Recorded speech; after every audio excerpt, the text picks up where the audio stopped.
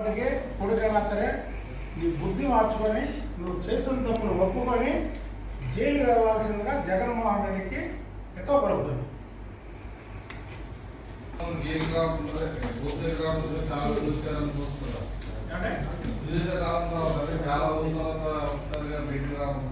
అదేనంటే నిన్న ఆయన ఇన్ఛార్జీలు ఎమ్మెల్యేలతో మీటింగ్ పెట్టాడు, పెట్టి జనాలు తోలుకు రమ్మన్నాడు, రూట్ మ్యాప్ ఇచ్చాడు. రూట్ మ్యాప్ అక్కడేస్తారండి జనాలు పలకరించడానికి. పలానా టైంలో విజయవాడలో ఉన్నాము, పలానా టైంలో కమలూరులో ఉంటాము, పలానా టైంలో రంజిగాంలో ఉంటాము, మీరు ప్రజలు రంగాన్ని ఇస్తారు. కానీ జైలుకి వెళ్ళే రూట్ ఎవరైనా మ్యాప్, ఆ కోర్టుకి వెళ్ళే రూట్ మ్యాప్ ఎవరైనా ఇస్తారా?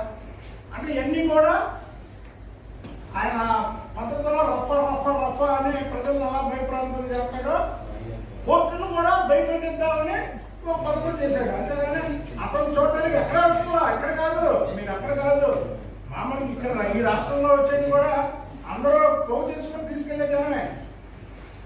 జనం రావడం అంటే అది కాదు, ఎవరో పోగు చేయకుండా చంద్రబాబు నాయుడు గారికి బెయిల్ వచ్చిన రోజు సాయంత్రం 5 గంటలకి రాజమండ్రిలో బయలుదేరితే మరుసటి రోజు 24 గంటల తర్వాత 36 గంటలకి ఆయన ఇంటి వరకు రాజమండ్రి నుంచి 2 గంటలు అమర సిబిఎం సార్ ఇంటికాడికి వెళ్ళడానికి 36 గంటలు పట్టిందే. అది జనం రావడం అంటే, స్వచ్ఛందంగా రావడం అంటే. అంతేగాని ఇలా ఫోన్ చేసుకొని రూట్ రాపించుకొని చేయడం కాదు. ఇది నిజంగా ఇది చాలా సీరియస్ అయిన విషయం. న్యాయ నిపుణులతో మాట్లాడదాం.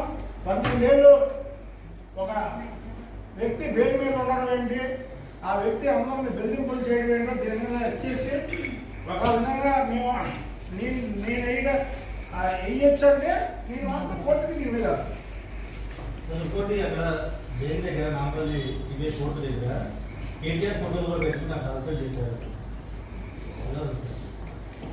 అంటే దాని మీద నేను మాట్లాడడానికి ఇది లేదండి. అంటే యాక్చువల్గా చెప్పిందండి, కేసీఆర్ జగన్ ఇద్దరు సమానం చెప్తారు కదా ఇప్పుడు, అదిద్దరు సమానం అని. దాని దగ్గర మనం చెప్పడానికి లేదు, అది తెలంగాణ రాజకీయాలు కాబట్టి మాకు ఇది లేదు.